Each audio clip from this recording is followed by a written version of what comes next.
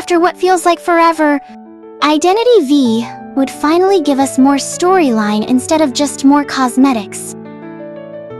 Now, for some, the game's lore might not be their cup of tea, but for us lore enthusiasts, it's about time, especially since we're diving into the Hullabaloo lore. Personally, I'm a bit bummed it's not the Ashes of Memory storyline, but hey, rumor has it that's coming next year. So, in the meantime, let's soak up this Hullabaloo lore. Now, some of you might be experts already, but for those who aren't in the know, today's your lucky day. I'm Silmina, and in this video, I'm diving into what this Hullabaloo story in Identity V is all about. Stay tuned! Before I dive into the Hullabaloo, let's break down the entire Identity V storyline first. If you're already a lore expert, feel free to skip ahead. But if you want to stick with me on this little journey, grab a snack and let's do this together. IDV's storyline can be a bit, well, headache-inducing. So, let's simplify things. We've got the canon story and the non-canon story. Yeah, I know, confusing already, right? But stick with me, and we'll get the hang of it. Basically, the Hullabaloo lore that's coming up is part of the events, but it's also tied to the main story, the game lore, and the character lore. Yeah, it's one big tangled web. But trust me, everything in the main story, from events to character arcs, all adds up. It's just that some of it leaves you scratching your head. As for the non-canon stuff, that's usually a standalone vibe. Less brain power required, you know? But still, I emphasize usually, because sometimes there are breadcrumbs from the non-canon story that would clear things up in the main story.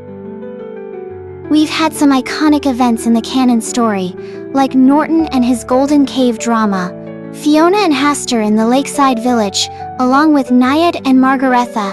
Now, it's time for the Hullabaloo event, starring Margie, Mike, Murrow, Violetta, Joker, and a few NPCs like Sergei and Bernard to spice things up.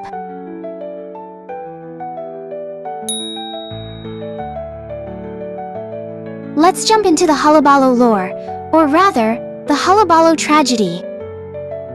This info comes from in-game files and some expert insights, but feel free to add anything if I miss something. Hullabaloo is the name of a circus group from the Victorian era, led by the Morton family. The circus is based at Moonlit River Park, which is owned by Count Barriere.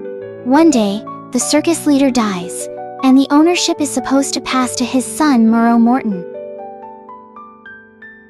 However, since Murrow is just a child at the time of his parents' deaths, he's considered too young to take over.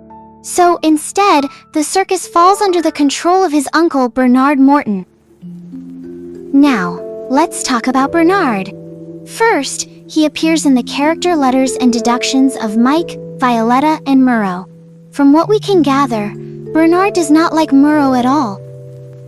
Some even speculate that Bernard had a hand in Murrow's parents' deaths, although there's no concrete evidence to back this up.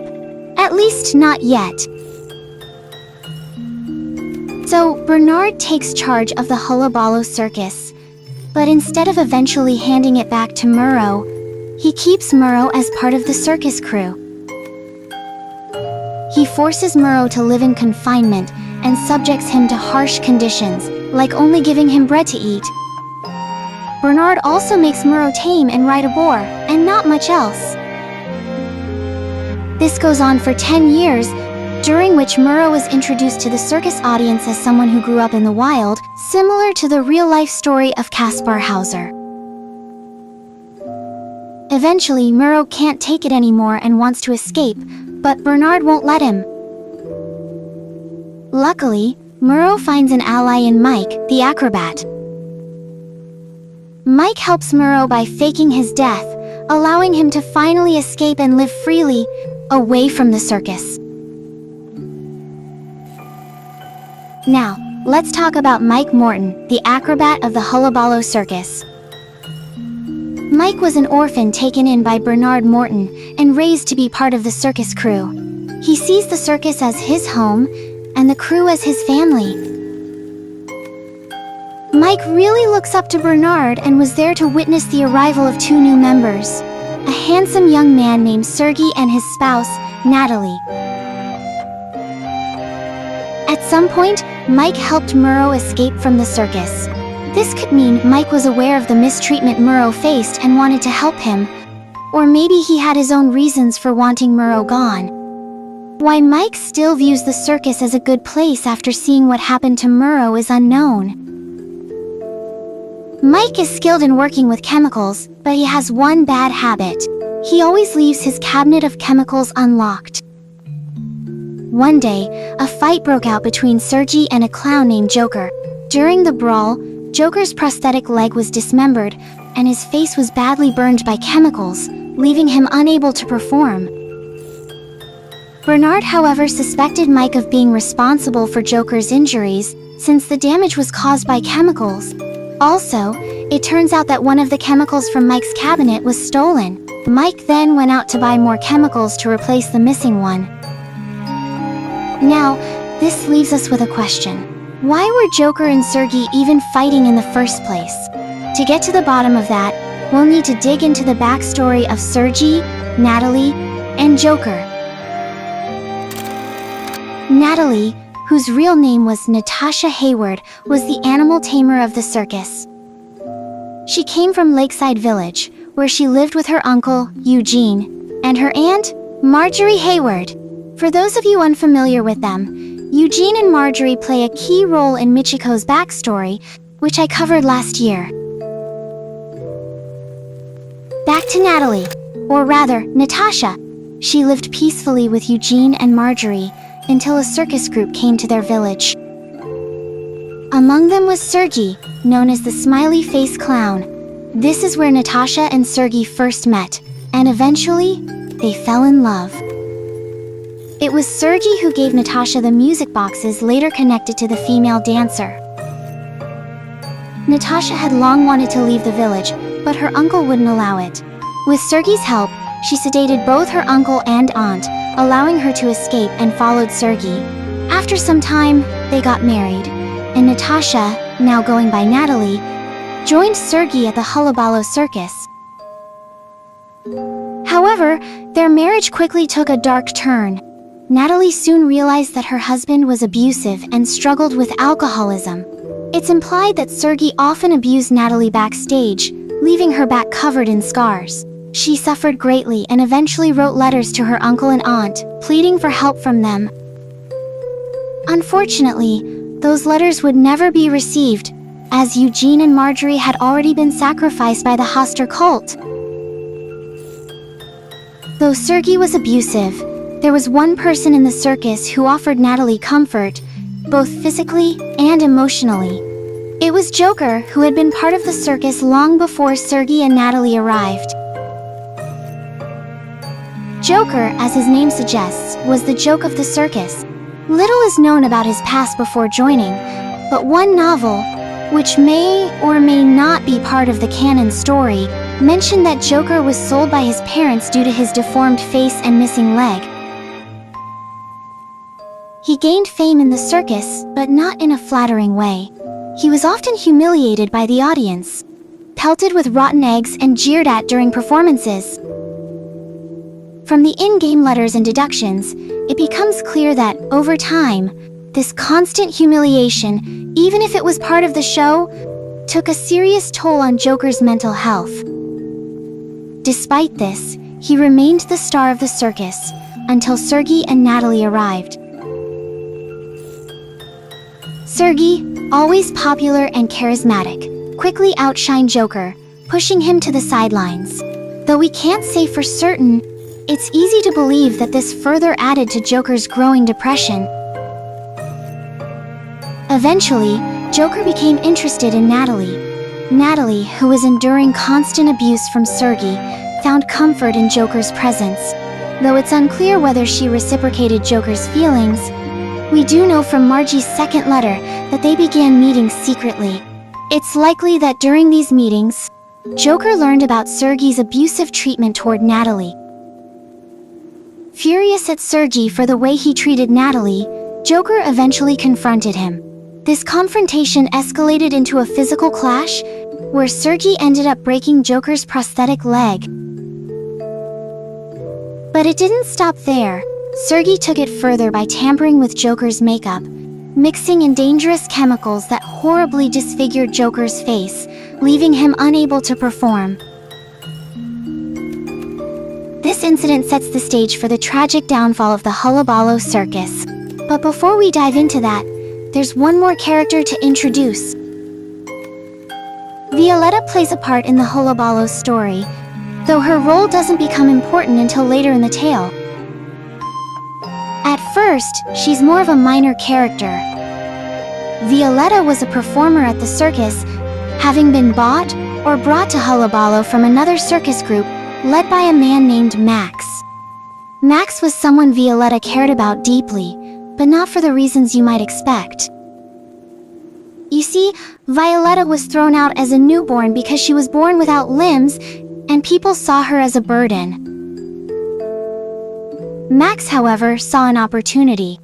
He didn't take her in out of kindness, but because he believed he could use her to boost the popularity and wealth of his circus by making her a star in a freak show. For those unfamiliar, freak shows were popular during the Victorian era, featuring people or animals with unusual physical traits. So, Violetta grew up without limbs and was trained to perform. She became the highlight of Max's circus, drawing in large crowds and profits. But as with all things, her popularity eventually wore off. The audience grew bored, and despite Violetta's attempts to come up with new tricks, her fame faded. Max, who only ever saw her as a tool for profit, sold her to the Hullabaloo circus. At Hullabaloo, Violetta received prosthetic limbs with the help of a mechanic, but even with her new abilities, she fell out of favor with the crowd. Bernard, the circus's owner, eventually told her to calm herself down somewhere else, which may have carried a darker meaning, like throwing her off or something. While wandering the streets, Violetta heard devastating news. The Hullabaloo circus was burning to the ground, with Natalie being the only survivor. Now, the question remains, what really happened to the Hullabaloo circus?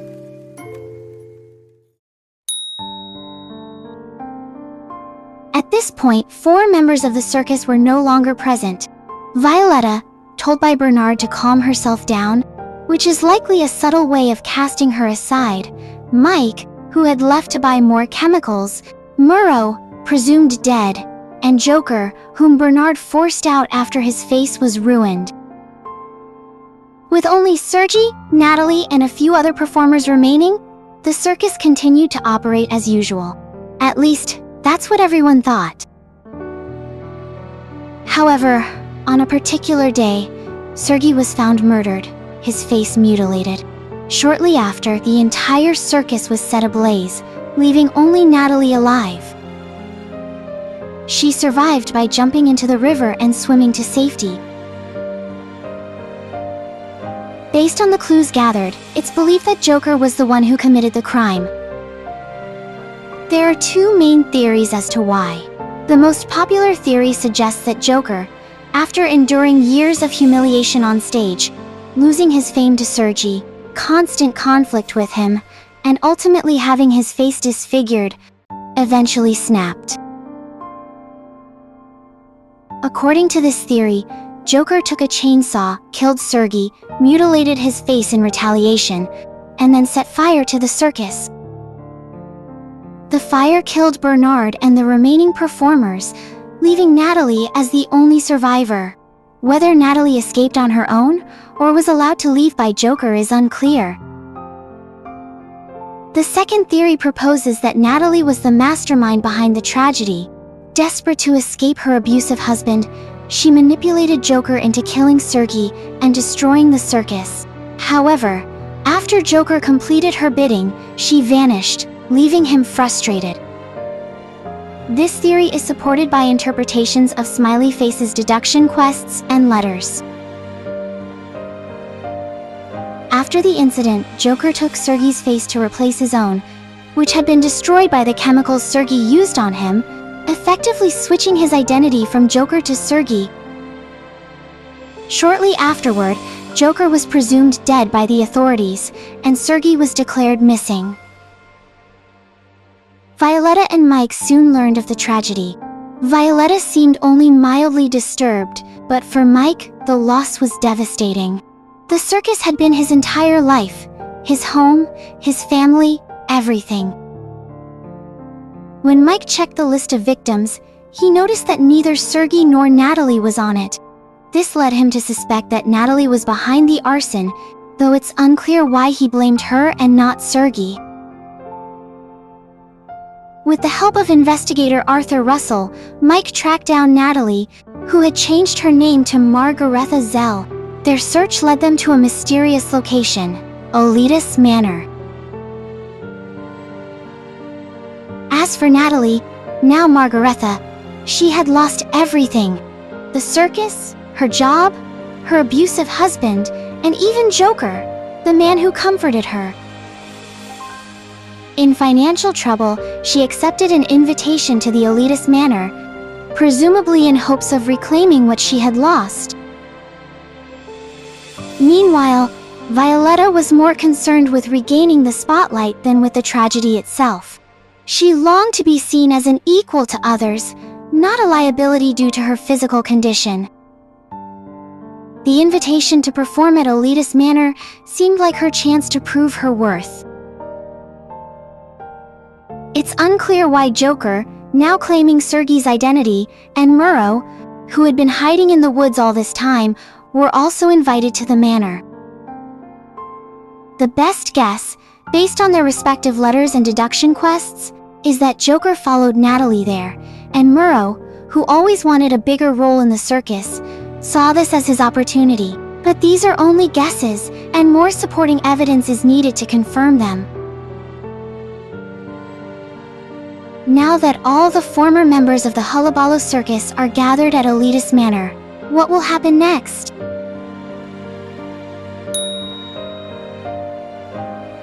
The owner of the manor set up the remaining Hullabaloo members in Game 8, meaning that they all already knew each other. Initially, when Margaretha saw Joker, she mistook him for her late husband, Sergei, and was overcome with fear. This reaction was heavily implied to be caused by the hallucinations Margaretha was experiencing, likely due to the manor's drugs. However, later during dinner, Margaretha seemed to have recovered from her hallucinations. She joined the others at the dining table, including Joker, who appeared joyful after discovering a tune called the Smiley Face Polka. Shortly after, the participants found a strange nursery rhyme. No one but Joker interpreted the rhyme as a grim omen. For the game to continue, someone had to be sacrificed. Joker believed the rhyme meant that Violetta should be the one to die. Using one method or another, Joker confronted Violetta, destroyed her prosthetic limbs, and left her to freeze in the snow. Remember when I said that Violetta's role in the Hullabaloo would be important later on? Well, this is where Violetta's significance in the story comes into play. Joker later confided in Margaretha about what he had done to Violetta, which horrified her. She was so terrified that she began to see both Joker and her late husband Sergei as one monstrous figure, the Smiley Face, the hunter we know today. She became consumed by fear, convinced she would be Joker's next target.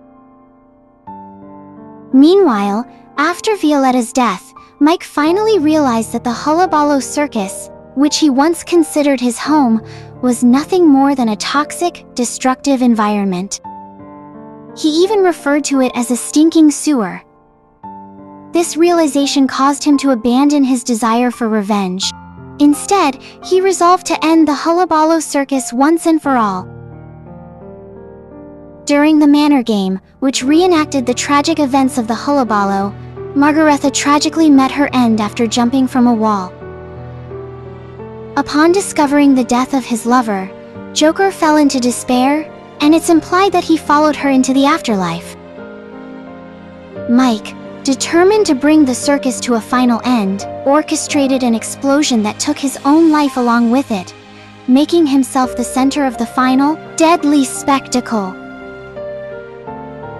In the end, only Murrow survived, but once again, he failed in his quest to become the star of the show. The events of Hullabaloo revolved around Mike, Margaretha, Joker, and Sergei, leaving Murrow sidelined. Eventually, Murrow joined another game, only to be killed by Naib Subedar. Ultimately, the only one who truly profited from these events was the owner of the manor, who successfully used all the participants as test subjects in their grand experiment. And that's the whole story of the Hullabaloo. Again, if you find anything missed from my explanation, feel free to put it in the comments section. This is your broadcaster, Selmina, signing off. See you next time, folks!